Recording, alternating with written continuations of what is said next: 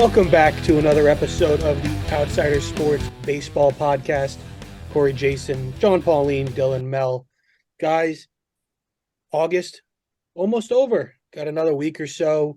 Then we're getting into real fall baseball. September, where boys become men and men cry when their teams don't make the playoffs or get a winning record. But let's not dwell on the negatives. Let's get right into some positives. And that one big positive, the number one overall pick from the 2023 draft, the one that happened last month, Paul Skeens, he's already promoted to double A, and that's just mind-blowing. We saw the Angels promote their top prospect or their top draft pick, but that's a hitter. That's not a pitcher.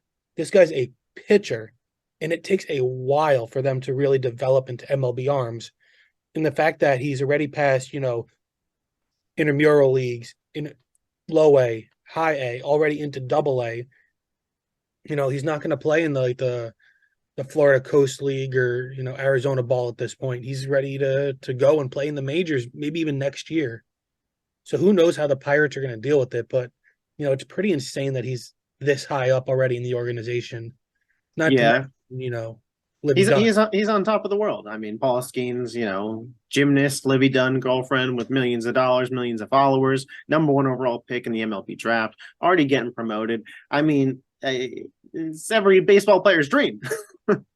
Every guy's dream. Yeah. But you think he's up next year, though? It'll be tough. We'll see how he plays, but he's been near perfect, in what he's done already in pro ball. So if he keeps that up, why not? We can see a late 2024 call up. Pirates, they're going to be good, so they'll need every great arm they need if they're going to make a push. Yeah, a little September call up action, perhaps. Maybe. Speaking of September call ups, although it's mid-August, the Yankees bringing back up Oswald Peraza and their number 3 prospect, MLB's number 80 prospect, Everson Pereira. Somebody a lot of Yankee fans have been screaming for them to call up for a while now. An outfielder that can play the outfield, not a third baseman like IKF playing left field. You have Harrison Bader, but he's gone. So finally getting somebody who's capable of playing the outfield into the outfield. Too little too late, but, nice to see them finally doing something. Now, if only they can bring Wells up too, and maybe you can actually have a catcher that has offense. Yeah, Corey, I gotta apologize to you. Throughout the season, it was, I thought we'd figure it out here. I thought it was a health thing. But at this point, it's like next season, let's just cut our losses. Let's just go Herrera, Dominguez, and Judge in the outfield. Peraza, Volpe, maybe Glaber if you want to move Peraza to third. He's got the arm for it. Still keep Rizzo and Wells. I mean, just go all young. Rizzo and Judge, the only bets. Everybody else under the age of 28. Even Glaber is still pretty young. New era of the baby bomber. Yeah, I hope so. I mean, what's the worst that happens? You're this year's team? Yeah, I mean, with zero excitement, though. Nothing worse than this year's team. But do you guys see that the Yankees catcher since the All-Star break, 7 RBIs. Sunday, Austin Wells had 7 RBIs in the game. Just insane how they keep him down when he's mashing and you're getting no production. Plus, Austin Wells defensively is not bad. He's no worse than Kyle Higashioka or even they don't even have the platinum glover Trevino because he's out with injury. Trevino will be back next year, hopefully, and hopefully this year's lack of production was because of that injury. But what's with the Yankees and injuries since spring training? Nestor, Trevino, DJ's been dealing with something since last year. Rodon. I still believe in Rodon, just not this year. Yeah, I believe in Rodon, but I just add him to the list of injured guys. I'd shut him down for the year. What's the point? Judge down for the year. Yeah, I don't know why they haven't shut Judge down. Well, if for face you can't shut Judge down. The Yankees are still a business. You got to sell tickets, John. Yeah, but I mean, you're already out of it. What if he gets hurt? And then they're not already out of it. They're not mathematically eliminated. That's why they're mathematically eliminated. Judge should be put in a bubble and said, "We'll see you next year." Yeah, see you in February. But next year, speaking of the Yanks, they should have all these young guys we're talking about. They should be playing against the Tigers in the Little League World Series Spotlight Classic game. We saw the Phillies and the Nats play there this year. I think the Yankees are a great choice. I don't believe they've played there since they started this classic game. Aaron Judge at a Little League field is just Oh, that's gonna be crazy. Some may gonna be say he crazy. already plays in one. Oh, piling on to our Yankees. But That should be fun to watch, though. it should be really fun. Hopefully I can head out there with Ben. We can even see it, maybe see some of these Well, outsider outsider sport sports. guys live in that area and have a nice little meetup. I know my friend went up this week and he met all the Phillies players. Oh Even he yeah, got a signed ball from Rob Manfred too. I don't know why you'd want a signed ball from him, but voodoo. That's so why voodoo. but You have his yeah. signature. You got his DNA. Get some hoodoo, voodoo. Just get some action. I remember I went down to New Orleans right after a few weeks after that one big missed call in the playoff game, the football game. The Do football you the guys remember what I'm talking about? yeah. And everybody was against the NFL and Goodell. They were selling wooden voodoo dolls of NFL refs on the street. Obviously, I copped one, but they were Didn't selling. work out too well for you, huh? No, not yet. But I think the funniest addition was they were made with recycled parts from buildings still being rebuilt from Hurricane Katrina. So just Jesus. piling on of just tragedies to the New Orleans area, and people really hate leaders of the sports, and Rob Manfred might just be the worst of them all. Ozzy Albies, he's expected to come back Friday from his hammy strain. Thank That'll God. The Braves really needed some help. I they need him it for my bad. fantasy team. The Braves needed help. They need were like I need a bullet in the head. yeah. But they just keep getting better and better, and they really have to be the favorites to just mow through everything and win the World Series this year. They just don't have a single weakness. And they're a dynasty. I mean, look at their roster. It's like all signed through 2027, 2028. Maybe Some good may for a say that while. they're everything that the '90s Braves weren't. But the Padres, they're promoting Ethan Salas, their 17-year-old top prospect catcher, to Double-A. Just another guy who might just be up by the time he's 19 and play another 20-year career. Just have a great career. I know we saw him in spring training taking at bats, and he played really well. And at 16, I believe he was at the time, just did not look overmatched. So it's just nice to see a young kid. It's always a nice story to see somebody so young come up and play against guys a lot older, a lot more physically mature than he is. So I'm rooting for him, and maybe we'll see him next year. But by the time he's 18, be one of the youngest players to play in a long time. I think A-Rod might have been the last 18-year-old to play a game. The Nats, they extended their manager Dave Martinez, and they're working on extending the GM Mike Rizzo. If you're going to have these guys lead you through the rebuild, you might as well make sure they're here to stay, right? Yeah. I mean, I've liked some of the things that I've seen from the Nats this year in terms of rebuilding. It's tough to, say that you liked certain things about a team that you knew wasn't going to be good, but, young talent, they let them play. Maybe the Yankees should take notes. I think they have one of the National League's best records since the All-Star break, too, so they're just playing better baseball. Yep. J-Rod, we got to talk about Julio. Guys, Stud of the week. 17 hits in 4 games. We can't even use him as a stud. He transcends what the essence of studs and duds are. He is just. Am I going a little too far to say that he has a chance to be the best player in baseball? Like as soon as next year, if he goes off. Like I know Trout, Ohtani still. Ohtani's just going to be in a different league Ohtani for as long count. as he's yeah. So the question is he the best positional player? You have Trout, Judge, Mookie. Acuna, but Julio's doing things that these guys can only do if you combine them all together into one player. Yeah, Acuna is probably the best comp of a guy that could do it all.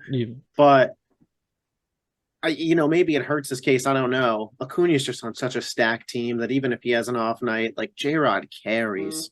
How would Acuna do if he didn't have offensively. the protection he did? You never know. What protection does he really truly have? The Mariners got a franchise cornerstone. That's what they got. And I'll tell you what, we mentioned it during the trade deadline. He could be playing with Shohei Ohtani next year. Seattle, West Coast. Ichiro, the connections are there. Back to Japan, you know, I've been beating that drum since January. all the pieces are there. The Angels are falling. I don't know. Trout or Otani goes from one generational center fielder to the next. On that though, like how funny is it that the Angels went all in to show Otani that they can compete, and they finally brought in pitching, And they got and worse. just completely fallen apart. It's so Angels. It is so Angels, and you can't even like knock the organization on this one. They like, tried. They gave it their all. They're just destined to fail. What is it? Kyle Bradish has been one of the Orioles' best pitchers, right? Just he might undercut Cole to win the Cy Young this year. He's Give us something, please. We don't deserve it.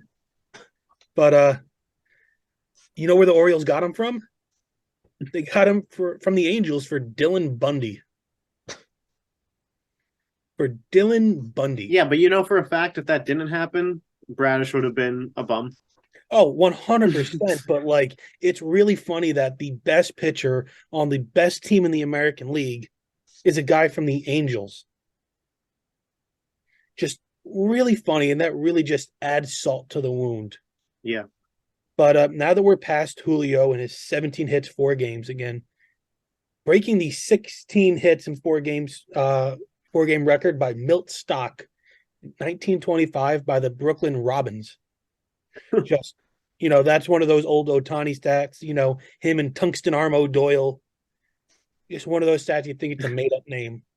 But J-Rod not eligible for this week's studs and duds. So for my stud, since I can't use Julio, I'm going Spencer Torkelson, Tigers first baseman.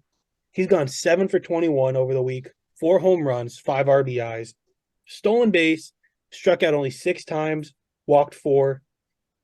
Just had a great week for the Tigers. Tigers are surging a little bit too. A little too late for them, but they're playing really well. And they're playing kind of the way I expected them to play all year. Yeah, it's like what you like to see, though. Yeah. The young guys stepping up later in the season, for Riley sure. Green, all these guys, just you want to see teams with the young players and have the young players succeed. My dud, Washington starting pitcher Corey Abbott, 1 inning pitch, took the loss. He had 1 strikeout, 1 walk, gave up 3 home runs in the course of giving up 8 earned runs. Just an abysmal appearance. And, he's not even on the major league roster now, so the Yankees can't even hope to have him throw 7 shutout innings against them. But who's your guys' duds and who's your studs? Yeah, so I'm going to show some love to Philadelphia here. Maybe this last week there's a better stud statistically than Trey Turner, but it's a feel-good stud for me. The 2 home runs in the 1 inning, let alone 1 game. Trey had been having a real rocky year for Philadelphia, and in the real opposite of Philadelphia fashion, they don't boo him, they don't hate on him.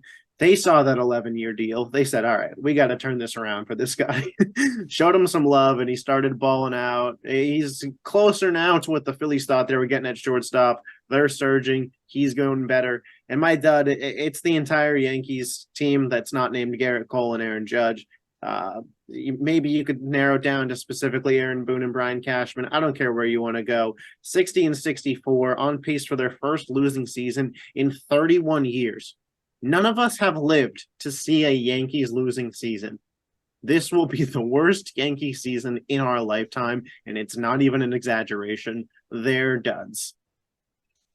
I honestly thought the Yankees losing season was kind of like Bigfoot, a mermaid, somehow they'll go 82 and 80 or something. Mythical creature that just doesn't exist, because how could a team with so much money and such a desire to win ever lose? But John, you go, who's your stud and who's your dud? My stud is Gunnar Henderson, probably going to be Rookie of the Year AL probably. It's up there. He had an amazing week, 12 hits, 2 home runs, 10 RBIs, 2 walks, batting .414.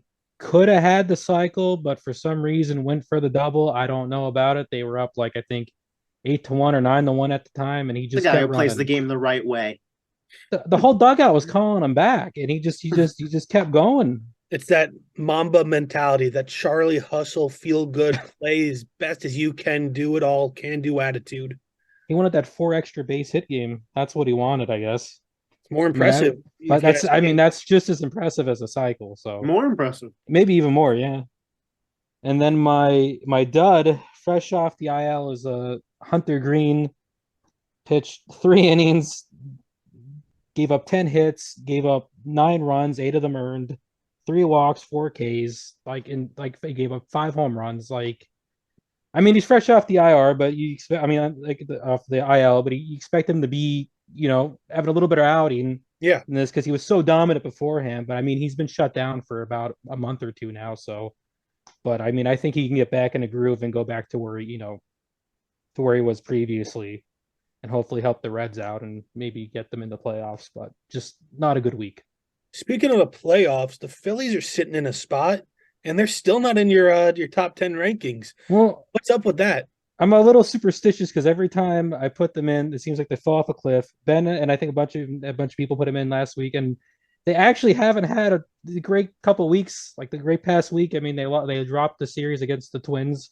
I think they only had it was 2 games against the Blue Jays. They won one, lost one. They just dropped the Little League World Series thing with series with to the Nationals. So I mean, they haven't really been good. So I mean, I think maybe Ben might have jinxed them, but All I don't Ben's know. fault. But they do deserve to be in the top 10, like somewhere. I mean, they're playing good baseball. They've been doing fantastic since the All-Star break. They have one of the better records, I think, of any team since the All-Star break. I mean, you know, like Dylan was saying, Trey Turner's been hitting. You have Harper seems to be hitting now and has his power back. He's hitting more home runs. But John is admitting to the audience right now that he refuses to put the Phillies in because he doesn't want to jinx them. exactly, Basically, John's exactly. saying that our top 10 rankings aren't accurate and we're all Yeah, buffoons. he's No, he's no. skewing them. He's skewing them. It's not that much. Like the Phillies are in like top five. I put them in like We're missing a maybe top 5 team. He said they're no, not to in put the them top in. no. They're not five. top five. They're probably like the bottom half closer to Top I'd two, put them not like two. 8, 9, or 10. 8, 9, or 10. And frankly, I think there might be some you could probably argue that they might be tied with some of the 8, 9, 10 teams that I have in my rankings. So So you're right saying that now. if we put them into your rankings, other teams that may have either fallen off the top 10 or were barely in it would have gotten bumped out for the Phillies. Maybe like one or two. You're robbing the Phillies of their deserving spot.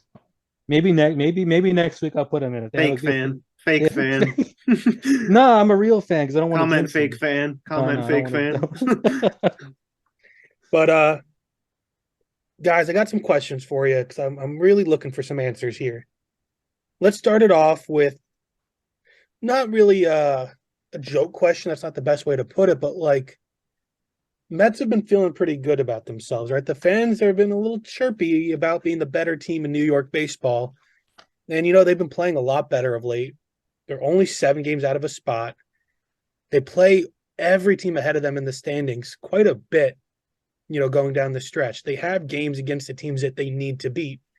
Could the Mets make the playoffs, sneak in as the third wild card, just go in a great month of September, really finish out strong, and then roll out a rotation in the playoffs of Kodai Senga, I don't know, McGill, and I don't even know who else they would be able to roll out because you This would can't be roll out it'd be Cookie. so Mets for them to win a playoff series this year.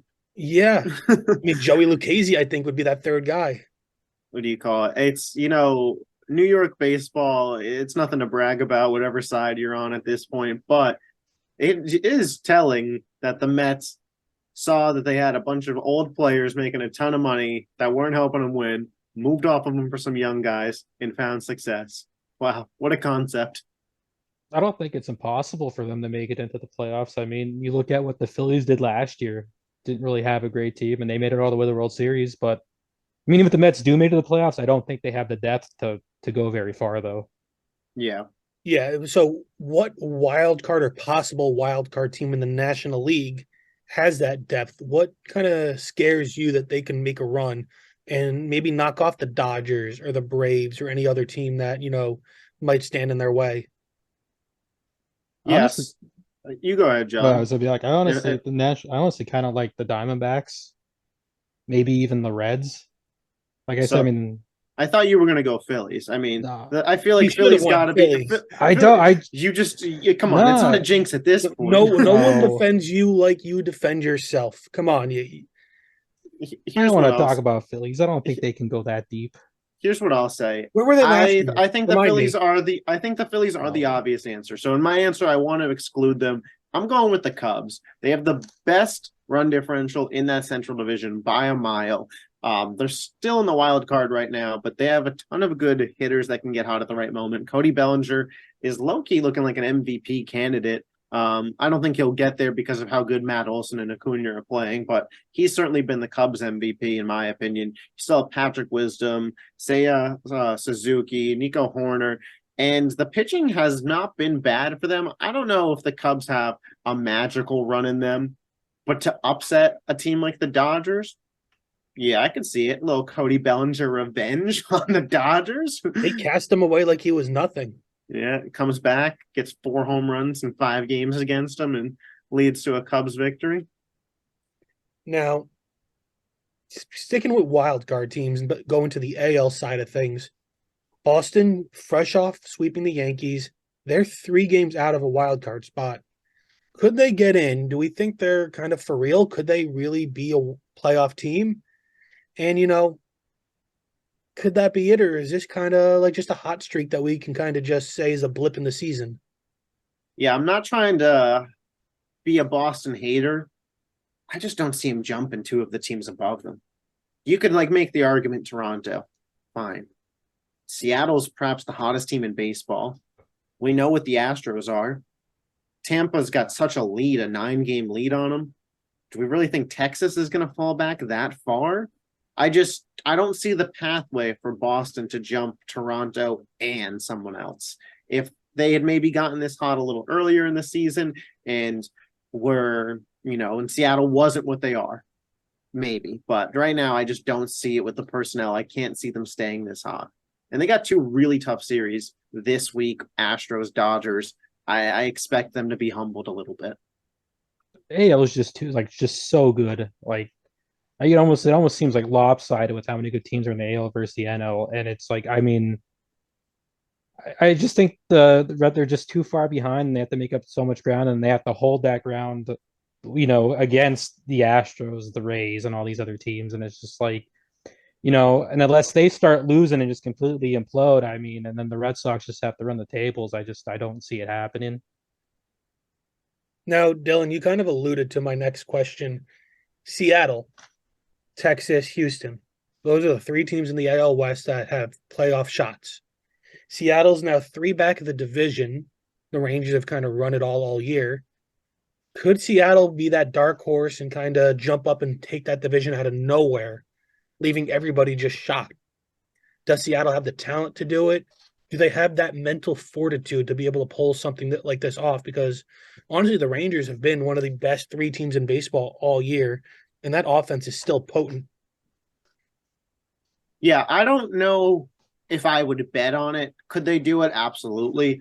Seattle to me feels very Phillies of last year and almost Phillies-esque, where not a regular season team, but man, you face off against that team in a series of 5, 7 games, 3 games for a wild card, and that pitching rotation of Castillo, Gilbert, missing a name here, Kirby. You got Munoz at the pen. Dude throws absolute gas. J-Rod, don't let one of those power bats, whether that's Eugenio Suarez or Teoscar Hernandez, got going. They are a huge threat. We saw them last year in Big the Dumper's wild been card. dumping, right? Cal Raleigh.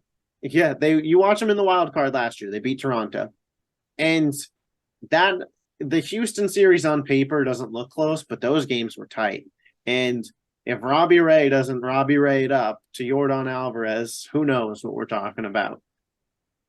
I'm not gonna lie, I had a money live betting that.